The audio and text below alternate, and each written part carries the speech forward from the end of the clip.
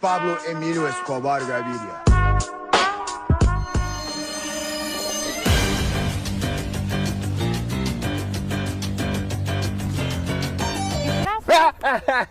Salom alaykum. Chishimga nima tiqilib qoldim deyman. Moshina sifram qoldimi? Ha, boydan beri ocholmayapman-da. Mani dadam ustachilikdan ozroq xabarim bor. Yo'q-e. Xohlasangiz ochib beraman. U qiz bola qanday bo'lar ekan? 100 ming bo'ladi. Ha? 100 ming sizga aytsin. To'g'ri, men 200 ming beraman. Shuni ochib bersangiz bo'ldi. To'xtab turing, kulishlarim avvali. Aha.